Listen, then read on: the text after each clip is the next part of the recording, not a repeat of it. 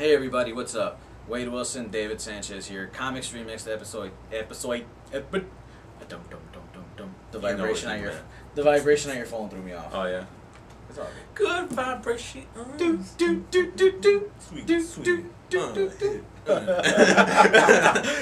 Oh man. Anyway, 10.2. Wade Wilson, David Sanchez. Topic for today. I know our past episodes have been kind of here and there as far as structure and everything, but this one we're gonna kind of take it back to basics, man. No basing our discussion of something that was in the Breaking the Fourth Wall episode, nothing like that. We're just gonna, gotta keep it the way we wanted to keep it, man. It's a show about comics for comics. So with that in mind, favorite story arcs. That'd be cool if we said that together. And then we went, Wonder Twin Powers. Power of a pen. Power of paper. Right. Yeah. Anyway, so yeah, favorite story arcs. Throughout the history of comics, there have been some very, very memorable story arcs. Some a lot less memorable. Some that are just, I guess, filler story arcs, if you will. But there are those that at some point in your life stick with you, no matter when you start reading comics. It could be a story arc that the very first story arc that you've ever read, a story arc that the first huge company expanding crossover tie-in story arc, anything. It could be anything. It could be a story arc that you read today that was took place a couple of years ago, you just heard about and you just got a chance to read. I mean, there's so many different great ones out there, But let's keep it sort of simple. Let's just run down, okay. Favorite, I don't want to say favorite story arc because there's really no specific, one through whatever list. Oh yeah, there is. Do you have one? I don't. X-cutioner song, baby. I don't have one in any specific order. One of the best crossover series that there was, hitting all the X titles in there. For those that don't know, X-cutioner song was published in the early 90s. It was a 14 to 16 part epic. Took place in X-Men, Uncanny X-Men, X-Factor, X-Force. I think I'm forgetting one, or no? No, it wasn't an Excalibur. No, it wasn't an Excalibur. No, it wasn't. Just those 4 titles then. I think so, yeah. X-Men, Uncanny X-Men, X-Force, X-Factor. Do you remember the main thing of the story? Strife. Do you remember what it was? Oh man, I can't remember it that much. They were coming out to assassinate Professor X, and Cable supposedly assassinated Professor X, and it turns out it wasn't Cable. Oh, that's of course. Strife. When they find out that they're a clone of each other. Yep, that was. And now you're like, oh man, this is all about parallel universes. And, yeah. And to this day, they really haven't tied in. No. How they're clones. They still haven't tied that in. There's a lot of assumptions because, of course, Jean Grey had her set of clones. Well, she had Madeline Pryor. What was her name? Madeline Pryor was Jean's clone. Yeah. So maybe through that. Cable. That's when they had Cable. So Madeline Pryor and Cyclops are Cable's parents. So if you had to think of at what point could there have been another Summers baby? Well, it's a clone, not a baby. Strife was a clone. Well, no, but technically if it's a baby of a clone, would that work too? Because maybe they just said it was a clone. There were so many things, though. There's a way to define it. I think they did reveal Strife's full origin. Because to say it's just a clone is because, I don't know, that's my brother. Right. So that's the cheap way out. Yeah. I don't know. But I think I'm almost positive they did reveal Strife's history finally. One of the biggest thing to take away from this whole X-cutioner song storyline, do you remember what it was? What was it? The legacy virus. That's at the end of the story. The teams thought they won. Strife had the last laugh because upon his quote-unquote death, he released the legacy virus upon the mutant population. Wow. Yeah, and the legacy virus proved so popular it showed up in the X-Men animated series. Remember that? Yeah. It was in there. It ran for over 10 years in the X-Men books. Mostly Beast trying to find a cure, and finally Colossus sacrificing himself to help find a cure. Yeah. I mean, of course he came back, but I don't like how Maverick Or you know, or Maverick. I don't like how he went out to Legacy. He looked really weird. Yeah. He looked really weird, and then his death wasn't even like it wasn't like spectacular. Well, they never made Maverick the character he could have been. He was just he was not even a B. He was a C-list character to Wolverine's origins and stuff. Yeah. You know, And Wolverine's past life. What's his best translation as Will.I.Am in X-Men Origins? That wasn't him. What wasn't Will.I.Am on Maverick? He was Wrath. Maverick was the Asian guy that was working for the for Stryker. Wrath is a character, old Wolverine character. Really? Yeah, very minor. I thought he was supposed to be Maverick. No, Maverick was the Asian guy with all the guns. Huh? That was working for he was in the helicopter and he killed the old people. Oh, yeah. That was Maverick. I forget that movie. It was such a bad movie. Yeah, they're making a sequel. Oh no! Yep. Why? Because somebody likes Hugh Jackman. Ah, God, stop it. So X-cutioner song. That was a great story arc. That was a great one. One of my favorites. You know, we grew up. I'm just gonna put this. Me and David pretty much grew up Marvel boys. We did dabble in DC as we got a little bit older. David's tastes went over to more like independent with the Image and stuff. I'm a hardcore Marvel guy, so the majority of my favorite story arcs are Marvel. And there's nothing wrong with that because Marvel back in had some of the best stories. Yeah. Onslaught. Onslaught was fantastic. The seeds to that were planted way back in X-Men 25. Yeah. Remember that? When they pulled out Professor X mind wiped Magneto for pulling out Wolverine's adamantium. Yep. When he mind wiped them, left a little. Their minds sort of combined and left a little bit of seed of Professor and Magneto. It's like what if Magneto and Xavier had a baby boy? That's Onslaught. You call him Onslaught. You know, it must have been an Onslaught, but you know, I'm not getting into that. But Onslaught was one of the best story arcs. You know, that was mid-90s, 95, 96. It played out really, really well. How his introduction. It took years to introduce him. It was fantastic. And all the lead ups to him, all his heralds. Remember Post? The heralds Post when he beat the crap out of Juggernaut. He beat the crap out of Juggernaut, and he trapped Juggernaut inside the Storyarc crystal. Remember that? Yeah, I remember that. That was pretty cool. Really good. That was cool. You know. But think about that was one of the story arcs where they say, you know, oh, this story will have ramifications in the future of the Marvel Universe for years to come. It actually did. It did deliver because it starts back in X-Men 25, which was what, 92, 93. Fast forward to late issue 40s, issue 50. Wolverine, Cyclops, Iceman, and Storm are teleported to fight Post, who is a herald of Onslaught. I have no idea what's going on. They're just all of a sudden there. They're fighting Post. They hear Onslaught is coming, and they have no idea who or what this guy is. Fast forward another 3 issues. X-Men issue 53.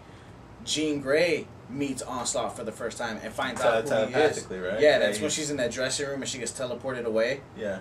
Yeah. Jean Grey finds out the identity of Onslaught and fucking shocks the shit out of her.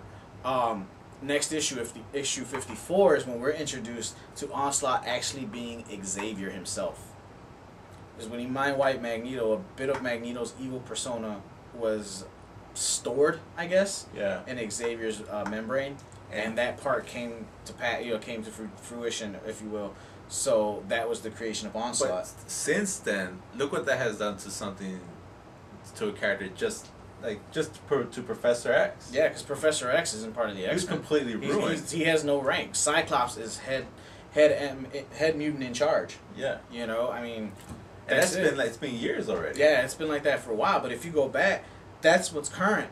But you got to remember, the whole Onslaught thing. How'd they defeat him? All the heroes, big heroes, had to sacrifice themselves. Yep. Which gave us the Heroes Reborn universe, which brought back Jim Lee and Rob Liefeld to Marvel. After the Heroes Reborn universe, it gave us the Heroes Return, which was a whole nother story. I mean, that was one of the story arcs that was built and built and built, and you can still feel it today. That was also a perfect way to launch a saga. I say it was great storytelling. It took its time, no rush. They didn't do it because it had to line up with a movie. Yeah, exactly. It wasn't a tie-in, and you know, they didn't do it because it was a big summer event. They had to boost sales because the X-Men was already number one. Because when I think about current fan storylines like Brightest Day and Darkest Night, I couldn't get through it. I felt like it was just being rushed and just really, really pushed out. That's the effect. That's what happens when you get these big. We have to do a summer event, or we have to do an event once a year, something big. You don't have to do that. You know. you don't have to try to boost your sales. At the time when Onslaught was done, X-Men was the #1 book. Remember Wizard had the top 100 books for the month? Remember Wizard? Yeah, really. Yeah. X-Men held out of the top 10 spots. They held what, 5, 6 of them? All their books. Every book that was X-Men related was always in that top 10. Mm-hmm. You know, Uncanny X-Men, X-Men Unlimited was like in the top 20. You had Generation X, you had Excalibur, X-Force, X-Factor. Gen X is still and always shall be like one of my favorite books. Generation X was a badass book. Very underrated. Toward the end of the run, it kind of went downhill a little bit. But if you read the entire thing in like one big... It was one of the best fantastic storyline. It was probably the best way to do a teenage-oriented book ever. It's just fantastic. The #1 had that badass chromium cover. Yeah, for $3.95 chromium covers, baby. Now no. Oh man. Is that trade exist? Generation X, yeah. I know we got the origin of Generation X. I was gonna say, I didn't want to say it. Do you have it? Because I don't want to look over there. I know we've got the origin of Generation X, and where it was remember the Phalanx? Oh, the Phalanx, yeah. Yeah, that's the introduction of Generation X because of that. Oh yeah, I remember that. We've got that trade. Yeah.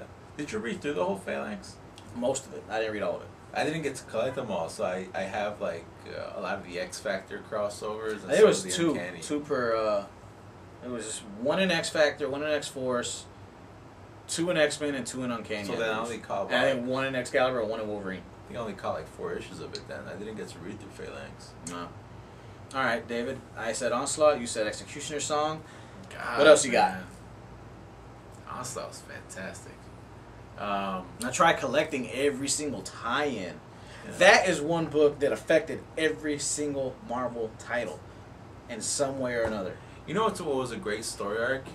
It was actually one of the minor story arcs during 52, and it was the Secret Six. Okay. I think that was a good starting point for a lot of the, let's put a bunch of underrated characters together, a bunch of not even second tier but third tier guys together, and make them go on all these top secret missions and stuff like that. And then the badass ending reveal was like, oh, there's a different Lex Luthor. What the fuck's going on here? You know, what's going on with everything? But to me, that really said a lot. I was always a big fan of like the supporting cast guys. How some of them are always kind of interesting and really wacky guys. You know, like you could tell like this is not a Superman guy, but he's fucking. You know, he's pretty badass too. Right. And how they revamped some of them, like Catman. You know, raised by lions and stuff like that. And, you know, 52 was a great. Now you said Secret Six, but overall we wouldn't have the new Secret Six if we didn't have 52. And I thought 52 was a great series. And it had a lot of spotlighted. I mean, it took away the big three. You know. So and put the spotlight on a lot of other characters. Yeah, the Questions run I thought was another one of my favorite runs. That was good, especially how he went out at the end. Mm-hmm. I was like, damn! Like I actually finally, after so many years, finally actually got to establish some kind of relationship with this character. But you know, then they relaunched with the new 52.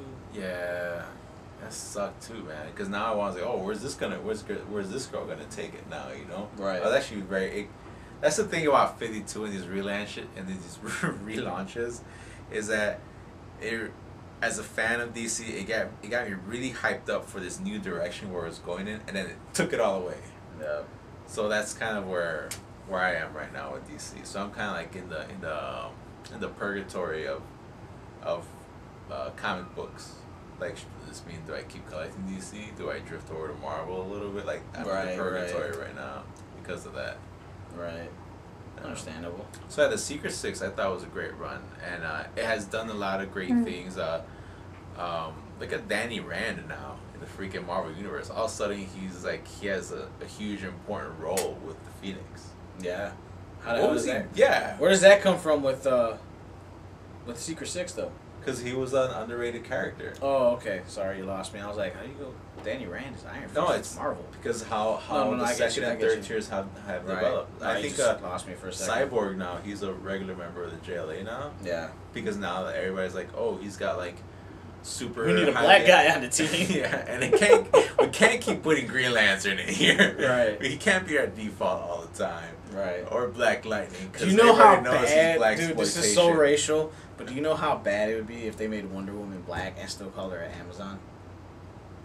What do you mean? I'm supposed to Nubian? That would be worse. Would it? Yeah. Look at that Amazon. Who you talking to? Oh, like, no. oh man, if they switched it to Nubian, right? Then it'd be like, whoa, man. Batman calling Wonder Woman a Nubian. Yeah. My Nubian knows. I'm Batman. And I got a bad cave. It's dark in there. What you trying to say? You gotta smile. It's not gonna racist. It's not gonna racist. We went too far. We've gotten too far. Oh man. Let me point out something. I'm a very light complected Mexican.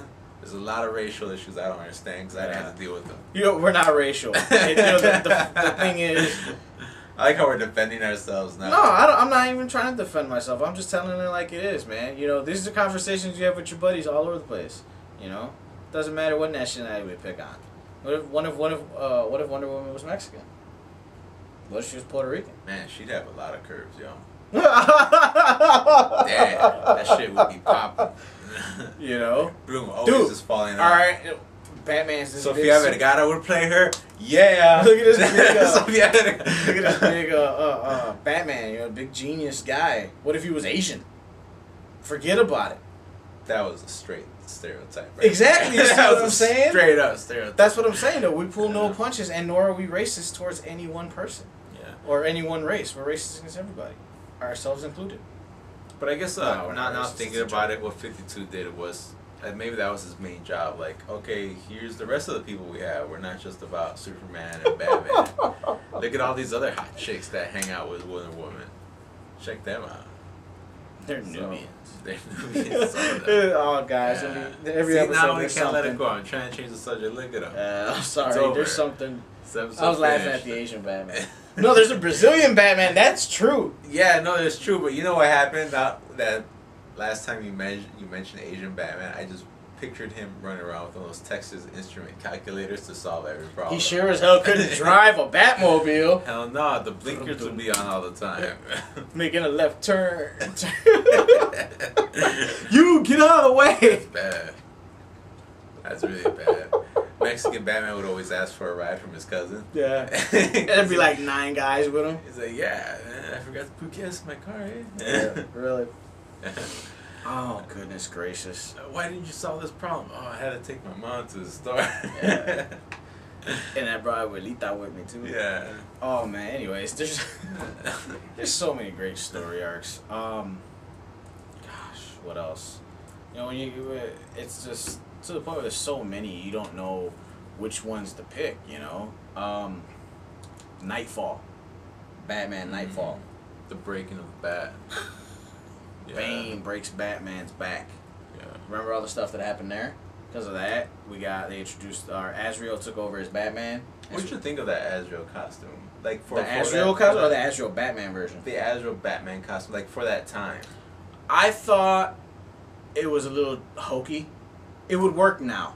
Back then, I thought it was hokey because it looked too robotic. It was too much armor on it. It looked like they were just trying to cash in on the trend that was currently out, which you know, the big robots, the Transformers, the Megazords, the Power Rangers, because that was all big back then. Yeah, that's true. Yeah. You know, so it looked like they were trying to cash in on like the mecha version.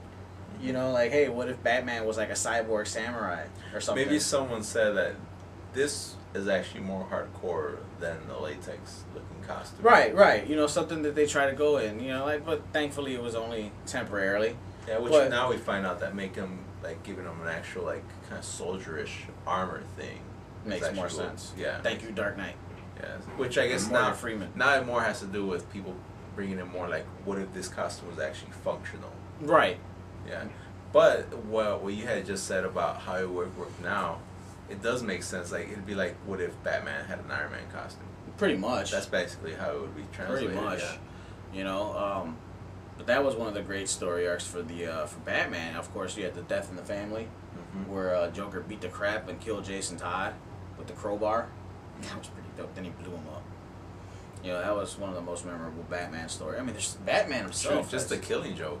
Killing Joke. Oh yeah. Super. That wasn't even a story arc. That was just one contained. You know. Well, no, it went across almost every issue. DC, didn't it? Like Killing Joke. Yeah, everything. No. Like there was tie-ins. No. To the Killing Joke. No. Are you sure? Positive. Killing Joke is when they shot Barbara Gordon. Yeah, but there was. I mean, also, there's ramifications now because you know she was shot in the spine. Which one was the Joker tie-in that had like Joker appeared in every single issue of DC? That was not Killing Joke. That was the Emperor Joker crap. No, that was Emperor Joker. I think we should Google. Wait, what the hell are you talking about? Killing the Joker tie-in when he went through every DC book. Like he impacted each like DC book in some way or another. I think you're thinking Emperor Joker. I'm gonna have to Google after this is over. Cause yeah, Killing Joke is when he shot Barbara Gordon. That had nothing to do with every other DC book. Yeah, like I said, I'm gonna look this up after we leave. Oh man, Death of Captain America was pretty recent, but it was still a great story. But due to that, you had Civil War. I was gonna say, like, so what did you think about Civil War? I thought Civil War was pretty great. I didn't like the end, but I see why they did it. You know, not just to boost sales, but that was another story arc that had one of those long time ramifications. Mm-hmm. You know, like they did the superhero registration, which gave us the Avengers Initiative, which gave us now Avengers Academy. You know, you had Cap giving up and surrendering at the end of the story arc, which gave us the the murder of Captain America, which brought back the Winter Soldier, which brought Bucky back in turns, which, you know, now Winter Soldier has his own book again. It ousted Iron Man from power, put Norman Osborn in charge, gave us, you know, the whole Secret Invasion thing. I mean, it was just so much stuff. You know, they built on it. The Dark Avengers, you know, it's just... Did you read the Dark Avengers? Yeah. Yeah?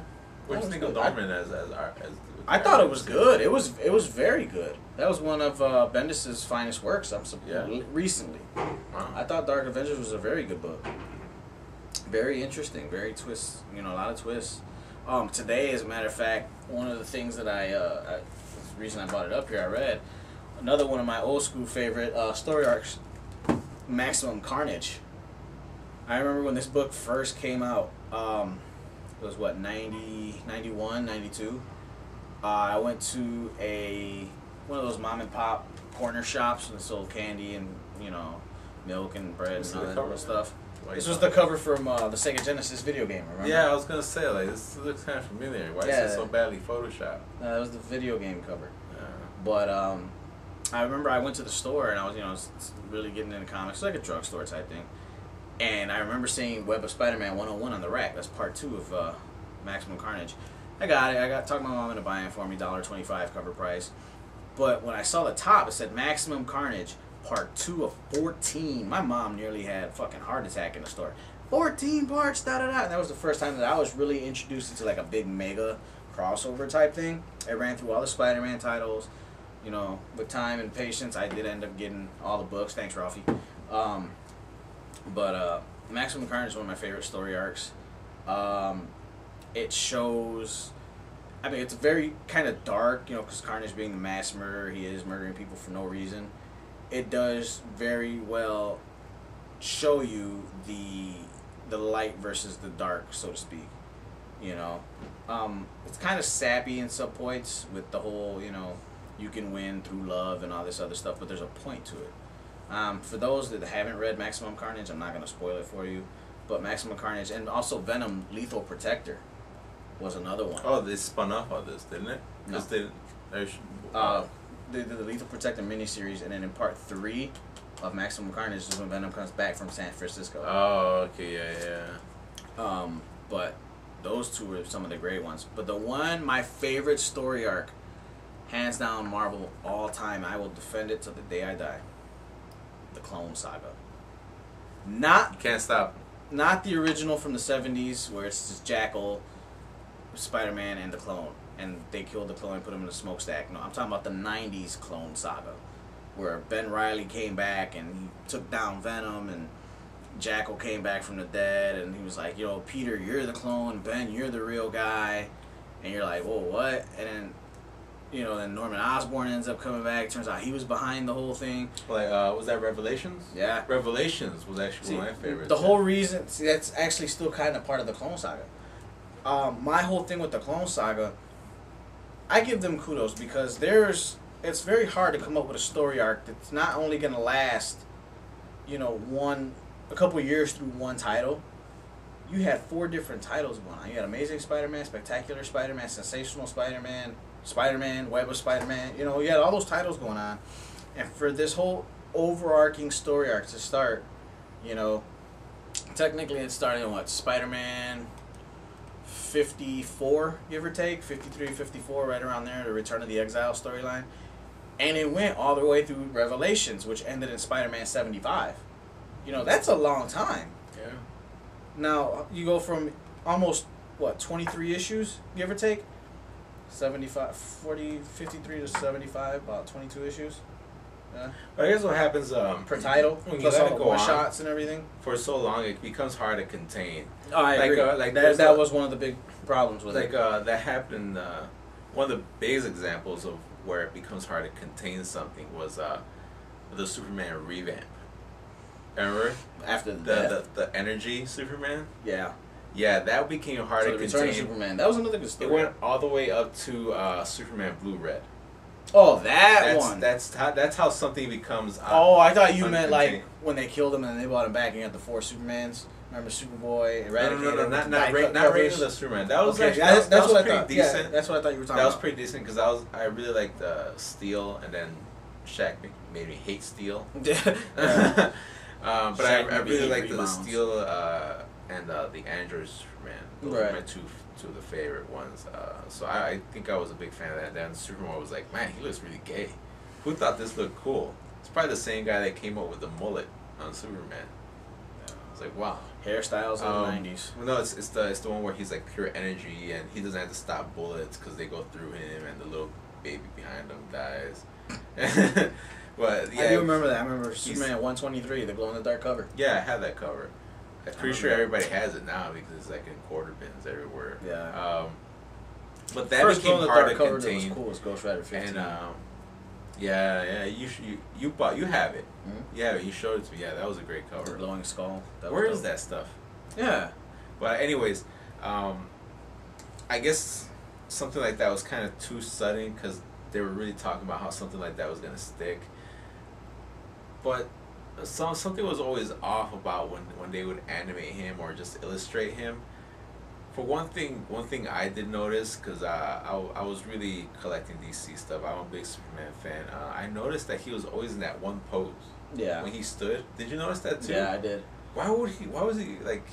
Is this just bad photoshopping, or did whoever was at the helm of this just didn't draw that? Well, I don't know. I remember when they announced that costume and they announced the book was coming. I remember watching it on Saturday Night Live, and Norm Macdonald was doing the weekend updates. Yeah. You remember that? Yeah. And he was sitting there, and they showed it on his little news screen. He was like, DC Comics has decided to relaunch Superman, give him a whole new outfit. When asked why, they said what the problem was. The answer wasn't gay enough.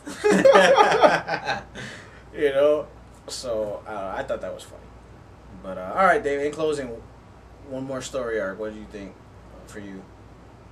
That was great. Jesus.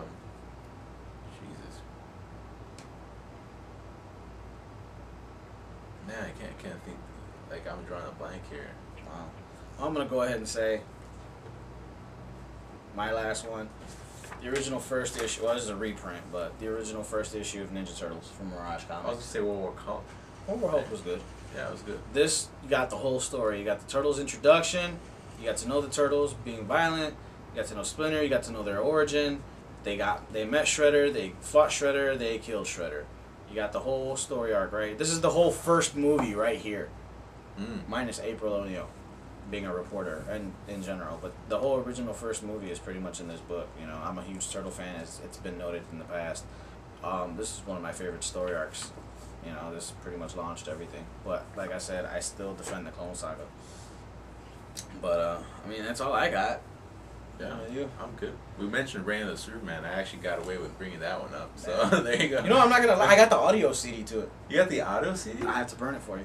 It's a 2-disc set. First one's the Death. Second one's the Reign of Superman. Because I was a huge fan of the Doomsday series. I was down with that.